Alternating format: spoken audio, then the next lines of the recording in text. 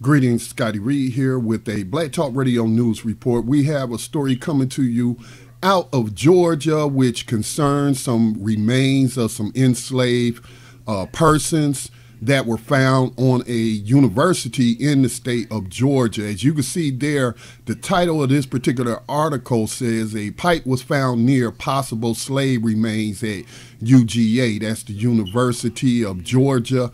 Athens, I believe. Let me just make sure that it is a University of Georgia campus, actually. So this has been confirmed that these are remains, and it just goes to show you the disrespect, the continued disrespect of America's victims, that number one, that they would just build and right on top of people's remains, and here we have them laying pipe that's going right between a person's legs that they found. So this is just really disgusting barbarity that quite frankly is found frequently throughout U.S. history.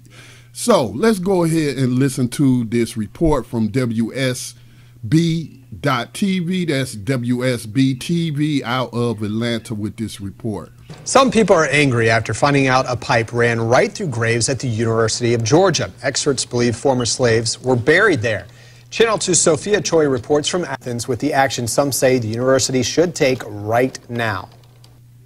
That's where they found the remains, where you see the construction around Baldwin Hall. Now, some are asking for more transparency from the university after seeing this picture. Others want a change in university leadership. The pipe goes through the legs. We showed this picture to Fred Smith, who heads the Athens Area Black History Committee. We blurred the skeleton, but you can see the pipe laying on top of the remains. They were mistreated as slaves, and now they are mistreated in death. UGA gave me a statement saying, in part, the pipe in the photo is a terracotta pipe for storm drainage that was installed when Baldwin Hall was originally built in 1938 or expanded in the early 1940s. This discovery was reported to the state archaeologist's office. The university did not publicize photos such as these from the excavation because to do so would have been macabre and disrespectful. The disrespectfulness is the non-disclosure.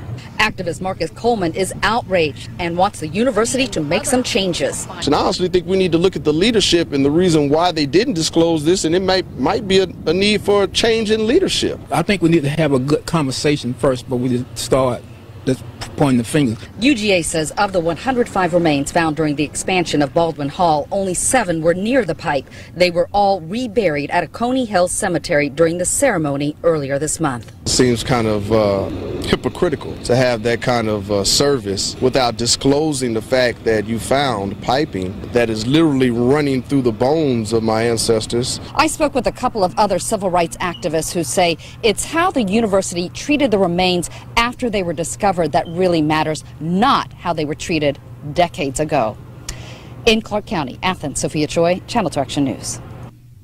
Okay, so that was the report from WSB.TV. Well, that's where the video is from. And, I mean, it does matter that they disrespected these human beings in the past, even in death. Again, in the 1930s, around that time is when they laid this pipe, so to speak, and they just didn't care that they were laying pipe on the bones of dead people. Perhaps they knew who those bones belonged to.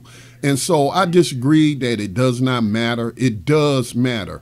And we continue the same kind of treatment today. I mean, for example, you got Colin Kaepernick, who last year would not stand for the Slavers' Anthem. Many of you know it as the national anthem, which was written by the slaver Francis Scott Keys, and they removed a couple of lines from it where he was basically mocking the murder and the killing of people who dared rise up and seize hold of their freedom after being enslaved by Americans. So the disrespect just continues, but they want you to respect their slaver anthems and stand up and put your hand over your heart and mouth the words and all of that. But, you know, it's time out for that. As long as we are continually disrespected, our ancestors disrespected, I just don't feel like we should be showing any kind of respect for their customs and traditions which are counter to what we want, and that is freedom, justice, and truth. So this is Scotty Reed with a Black Talk Radio News Report.